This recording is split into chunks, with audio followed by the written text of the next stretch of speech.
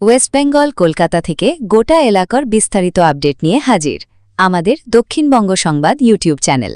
চলুন দেখে নেওয়া যাক আজকের দিনের প্রধান হেডলাইনগুলো। ফের রাজনৈতিক চাঞ্চল্যে উত্তাল বিধাননগর থেকে উত্তর ২৪ পরগনা।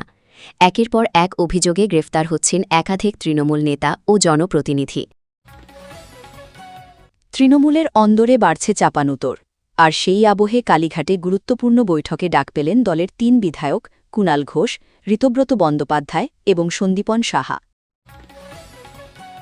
মালদার রতুয়ায় বড়সড় চাঞ্চল্য ছড়াল একটি বেসরকারি স্কুলকে ঘিরে।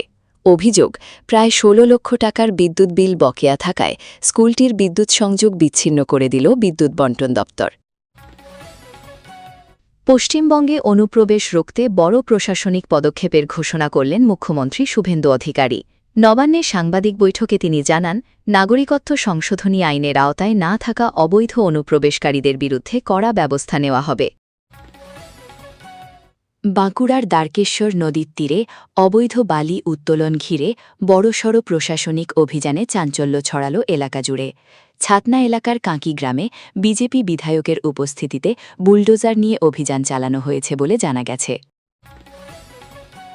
বিধানসভা নির্বাচনে ধাক্কার পর এবার সাংসদ স্তরে বড়সড় রদবদল করল তৃণমূল কংগ্রেস।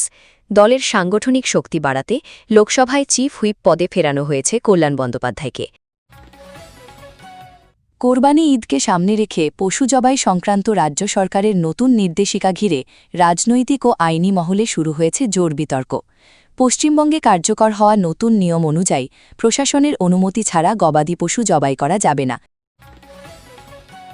ডুয়ার্সের এশিয়ান হাইওয়েতে বড়সড় দুর্ঘটনা এড়ালেও আহত হলেন এক লরি চালক ও খালাসি। জলদাপাড়ার জঙ্গল লাগোয়া মাদারিহাট হলং এলাকার কাছে গভীর রাতে ঘটে এই ঘটনা। এতক্ষণ শুনলেন প্রধান সংবাদ শিরোনাম। এবার চলুন একে একে জেনে নেওয়া যাক বিস্তারিত খবরগুলো।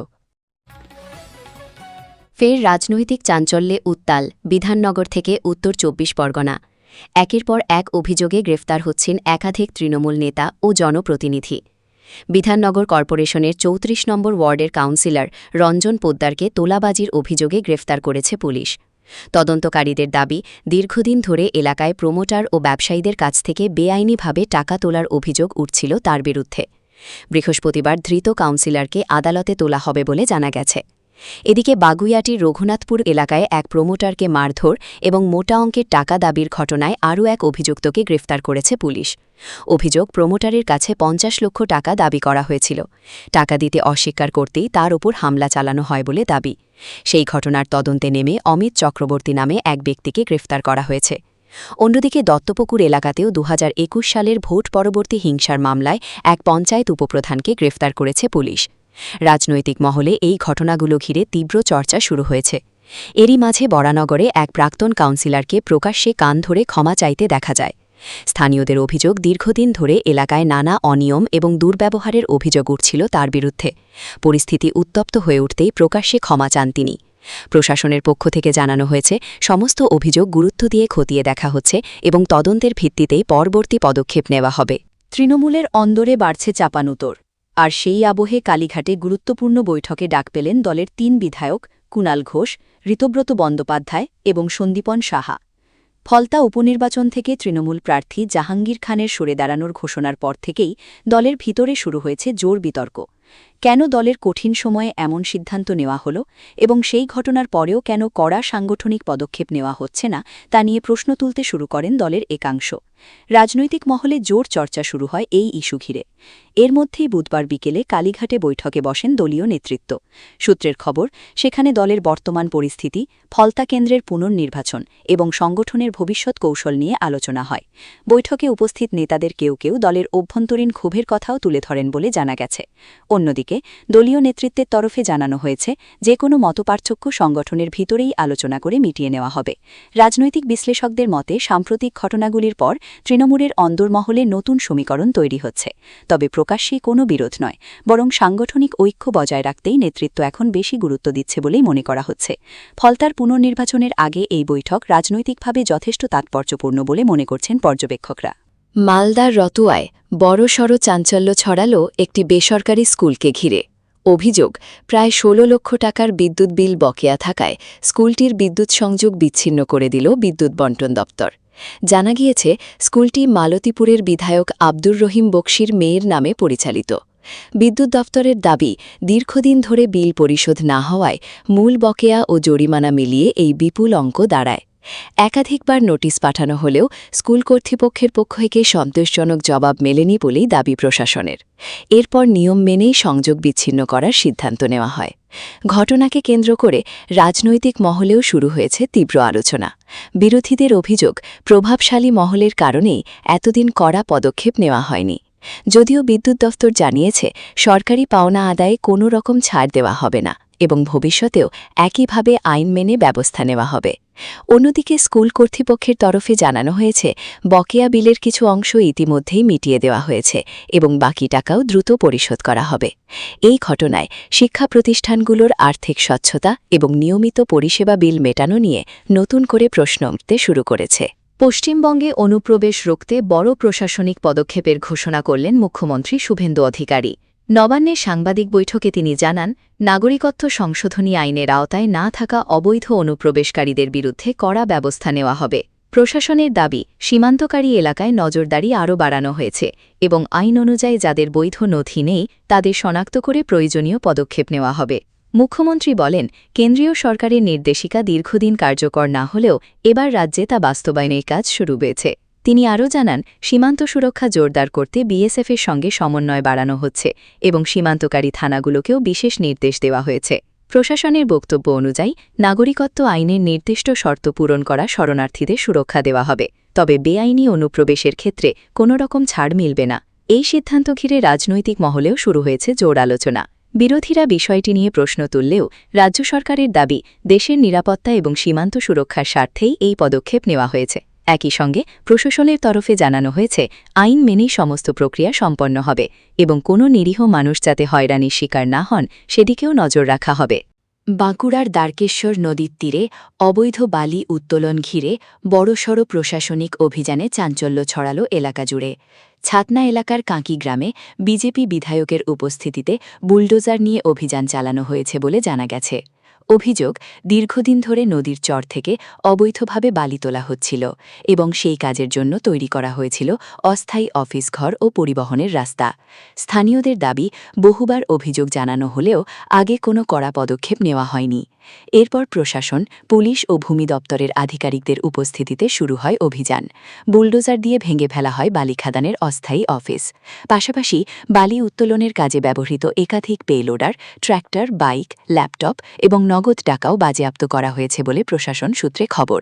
বিধায়কের দাবি, সরকারি রাজস্ব ক্ষতি করে দীর্ঘদিন ধরে এই অবৈধ কারবার চলছিল এবং এর সঙ্গে জড়িতদের বিরুদ্ধে দ্রুত ব্যবস্থা নেওয়া দরকার।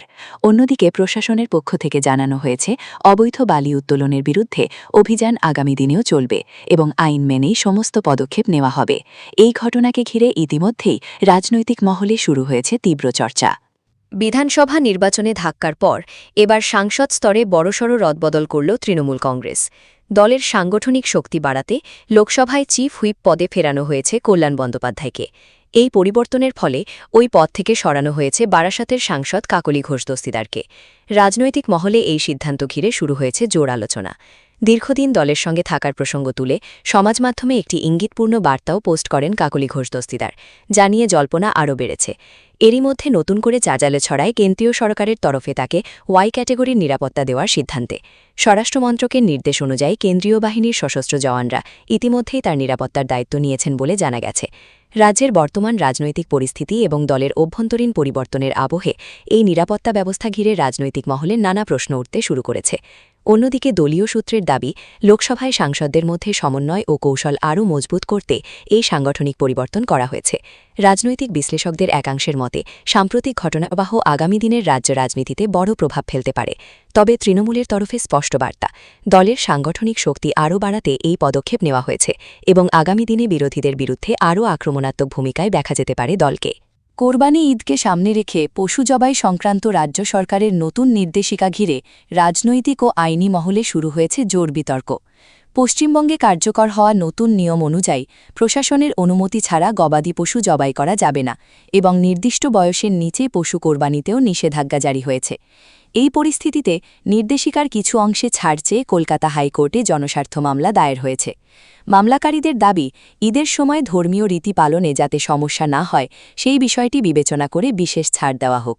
আদালতে আবেদন জানিয়ে বলা হয়েছে, বহু মানুষ দীর্ঘদিন ধরে পশু প্রতিপালন করেছেন উৎসবকে কেন্দ্র করে এবং হঠাৎ নিয়ম কার্যকর হওয়ায় সাধারণ মানুষ ও ব্যবসায়ীদের মধ্যে অনিশ্চয়তা তৈরি হয়েছে। একই সঙ্গে দাবি উঠেছে, গবাদি পশুর বদলে অন্য বিকল্প পশু কোরবানির ক্ষেত্রে অন্তত অস্থায়ী অনুমতি দেওয়ার বিষয়টি বিবেচনা করা হোক। বিষয়টি নিয়ে রাজনৈতিক মহলেও শুরু হয়েছে আলোচনা। একাধিক নেতা মনে করছেন, নতুন নির্দেশিকার প্রভাব শুধু ধর্মীয় আচারেই নয়, অর্থনৈতিক ক্ষেত্রেও পড়তে পারে। অন্যদিকে রাজ্য সরকারের অবস্থান, আইন মেনেই পশু হত্যা সংক্রান্ত নিয়ম কার্যকর করা হয়েছে এবং প্রশাসনিক অনুমতি ছাড়া কোনো পদক্ষেপ নেওয়া যাবে না। ইতিমধ্যেই এই সংক্রান্ত একাধিক মামলা একসঙ্গে শুনানির সিদ্ধান্ত নিয়েছে হাইকোর্ট। আগামী শুনানির দিকেই এখন নজর রাজনৈতিক ও সাধারণ মহলের। ডুয়ার্সের এশিয়ান হাইওয়েতে বড়সড় দুর্ঘটনা এড়ালেও আহত হলেন এক লরি চালক ও খালাসি। জলদাপাড়ার জঙ্গল লাগোয়া মাদারিহাট হলং এলাকার কাছে গভীর রাতে ঘটে এই ঘটনা। জানা গিয়েছে, গৌহাটি থেকে কলকাতাগামী একটি পণ্যবাহী লরি তোরসা সেতু পার করে কিছুটা এগোতেই আচমকা রাস্তার ওপর চলে আসে একটি বাইসন। হঠাৎ সামনে বন্যপ্রাণী দেখে দ্রুত গাড়ির নিয়ন্ত্রণ ঘোরানোর চেষ্টা করেন চালক। বাইসনটিকে ধাক্কা এড়াতে গিয়েই রাস্তার ধারে উল্টে যায় লরিটি। দুর্ঘটনায় গুরুতর ক্ষতিগ্রস্ত হয় গাড়িটি এবং আহত হন চালক ও খালাসি। স্থানীয়দের দাবি, এশিয়ান হাইওয়ের ওই অংশে মাঝে মধ্যেই জঙ্গল থেকে বন্যপ্রাণী রাস্তায় চলে আসে, ফলে দুর্ঘটনার আশঙ্কা সবসময়ই থাকে।